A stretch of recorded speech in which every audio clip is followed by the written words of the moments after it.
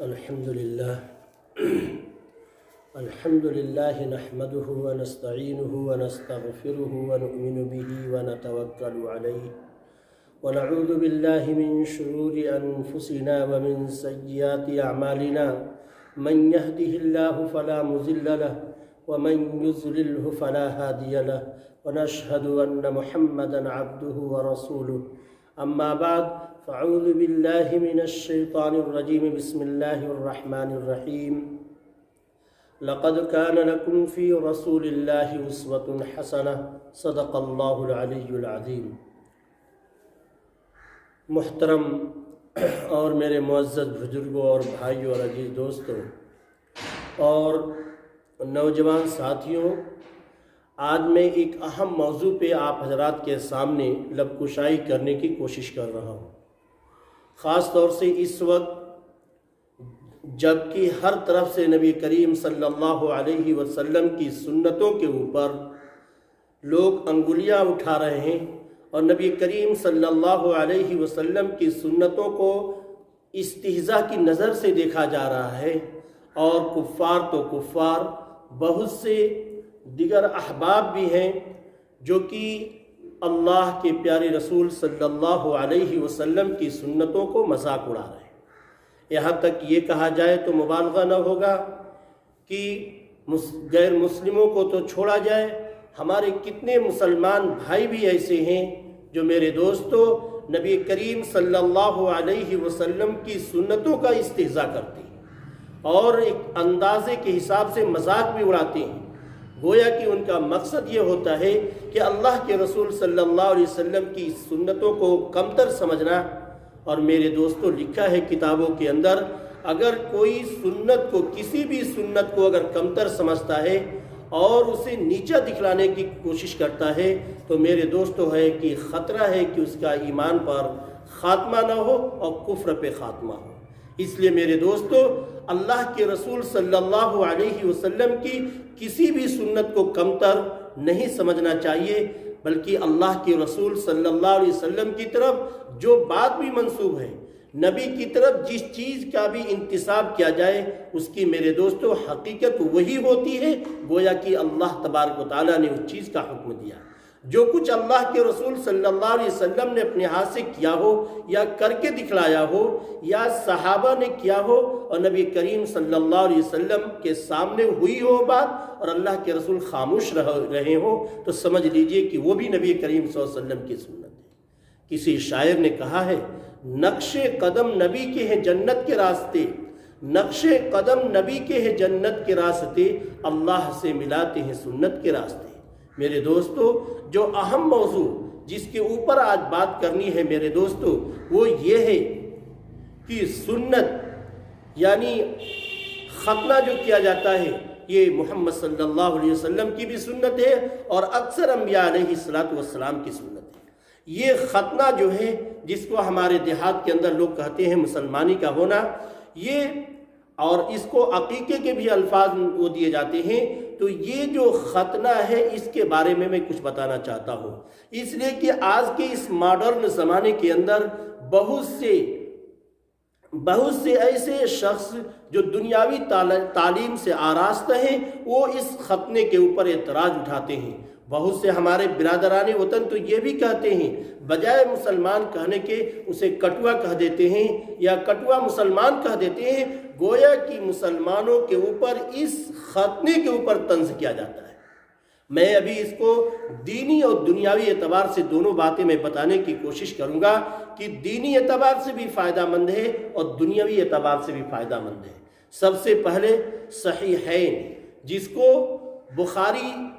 صحیحین یعنی بخاری اور مسلم شریف کو کہا جاتا ہے۔ صحیحین میں روایت ہے حضرت ابو ہریرہ رضی اللہ تعالی عنہ سے، وہ فرماتے ہیں کہ نبی کریم صلی اللہ علیہ وسلم نے فرمایا کہ حضرت ابراہیم علیہ السلام نے 80 سال کی عمر میں سب سے پہلے اپنا ختنہ کلہاڑی سے کیا تھا۔ یہ اللہ کے رسول صلی اللہ علیہ وسلم کی حدیث ہے، جس کو روایت کرتے ہیں حضرت ابو ہریرہ رضی اللہ تعالیٰ عنہ، اور اس کو بخاری و مسلم نے روایت کیا ہے۔ پتہ یہ چلا کہ سب سے پہلے ختنے کی شروعات جو ہوئی ہے یہ ہے حضرت ابراہیم علیہ السلام سے اس کی شروعات ہوئی ہے، جو انہوں نے 80 سال کی عمر میں خود اپنے ہاتھوں سے کلہاڑی سے کیا۔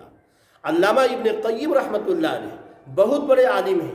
یہ فرماتے ہیں کہ ختنے کی شروعات جو ہے سب سے پہلے حضرت ابراہیم علیہ السلام سے کیا گیا۔ حضرت ابراہیم علیہ السلام نے ختنہ کیا۔ پھر اس کے بعد میرے دوستو لکھا ہے کہ پھر اس کے بعد سلسلہ رسولوں میں اور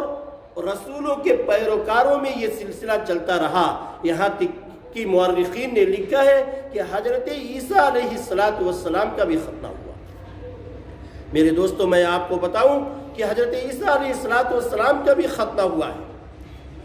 اور نصرانی جو ہیں اس بات کے منکر نہیں ہیں، ختنے کے منکر نہیں ہیں، حضرت عیسیٰ علیہ السلام کے ختنے کا بھی انکار نہیں کرتے ہیں۔ جس طریقے سے وہ اس بات کا اقرار کرتے ہیں کہ جس طریقے سے خنزیر شریعت عیسوی کے اندر بھی حرام ہے، لیکن خنزیر کے حرام ہونے کے باوجود اس کے گوشت کو کھاتے ہیں، ٹھیک اسی طریقے سے میرے دوستو ختنے کے انکاری نہیں ہے اور منکر نہیں ہے، بلکہ اقرار کرتے ہیں۔ لیکن ٹھیک اسی طریقے سے جس طریقے سے خنزیر کے حرمت کے باوجود اس کے گوشت کو کھاتے ہیں، اسی طریقے سے میرے دوستو ختنے کا اقرار کرنے کے باوجود ختنہ نہیں کراتے ہیں۔ یہ ہے نصرانیوں کا مسئلہ۔ میں ایک واقعہ بتاتا ہوں۔ حضرت عیسیٰ علیہ السلام ایک موقع پر جواب دیتے ہیں، خود فرماتے ہیں حضرت عیسیٰ علیہ السلام کہ میں سچ بتاتا ہوں کہ کتا جو ہے ختنہ نہ کیے ہوئے آدمی سے بہتر ہے۔ اندازہ لگائیں، حضرت عیسیٰ علیہ السلام کے الفاظ ہیں جن کو نصرانی لوگ مانتے ہیں، انگریز جن کو مانتے ہیں، جس نبی کو مانتے ہیں میرے دوستو، وہ نبی فرما رہے ہیں کہ کتا جو ہے ختنہ نہ کیے ہوئے آدمی سے بہتر ہے۔ اب میں آپ کو ایک بات بتاؤں، یہودیوں کی ایک مقدس کتاب ہے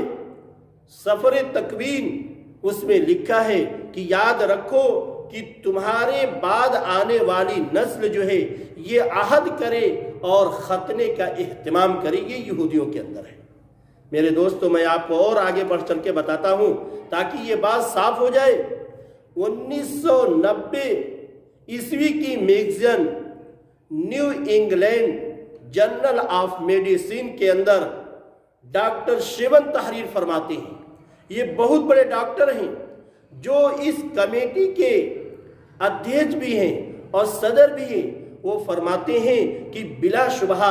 بچے کا ختنہ جو ہے عمر بھر کے لیے جنسی اعضاء کی صفائی کا کام آسان کر دیتا ہے۔ یہ اتنے بڑے ڈاکٹر، اور وہ بھی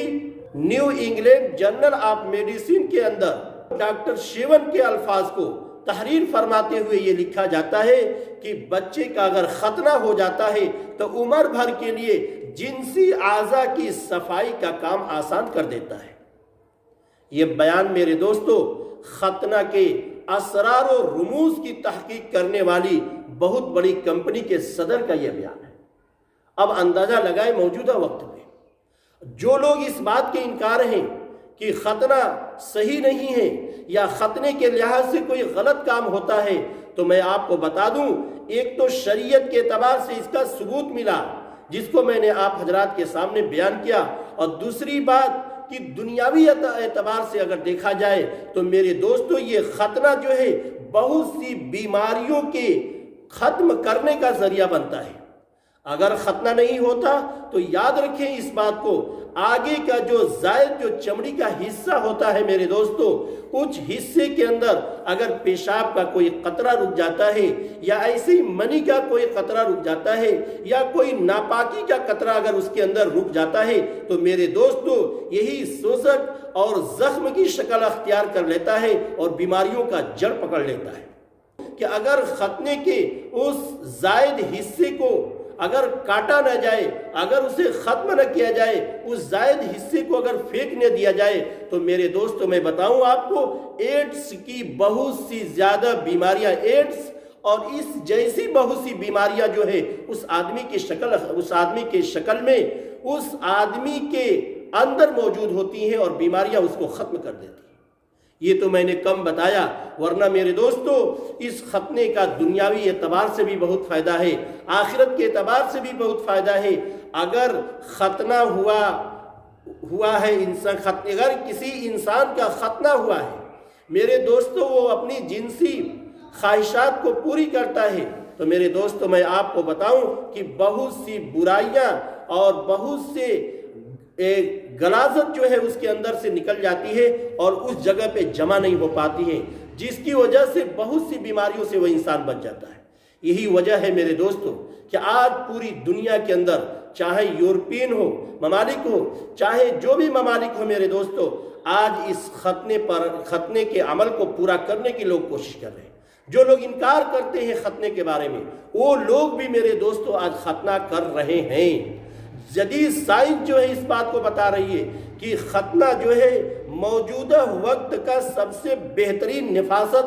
پاکی اور صفائی کا ذریعہ ہے۔ اگر کوئی شخص ختنہ نہیں کرتا ہے تو بہت سی بیماریاں اس کے اندر عائد ہوتی ہیں۔ اس لیے میں آپ سے درخواست کرتا ہوں، اگر کوئی اعتراض کرتا ہے تو اعتراض کرنا غلط ہے۔ مسلم تو چھوڑیے، یہود و نصارہ اور غیر مسلم لوگوں کے اندر بھی یہ چیزیں پائی جاتی ہیں، لوگ اپنا ختنہ کرا رہے ہیں۔ اس لیے میں آپ سے درخواست کرتا ہوں کہ بلا شبہ گھبرانے کی ضرورت نہیں ہے۔ ہمارے لیے قرآن و حدیث بہت بڑی چیز ہے، چاہے اس کے اندر عقلی اور نقلی دلائل ہو یا نہ ہو، ہمارے لیے قرآن اور حدیث نے جو کہہ دیا وہ سب سے بہترین چیز ہے۔ اور دنیاوی اعتبار سے اگر فائدہ ہوتا ہے اور سائنس اگر اس کو مزید تحقیق کر کے اگر اس کو ثابت کر دیتی ہے تو ہمارے لیے زہر قسمت ہے۔ دعا کریں کہ اللہ ہم سب کو عمل کرنے کی توفیق عطا فرمائے۔ وآخر دعوانا الحمدللہ رب العالمین۔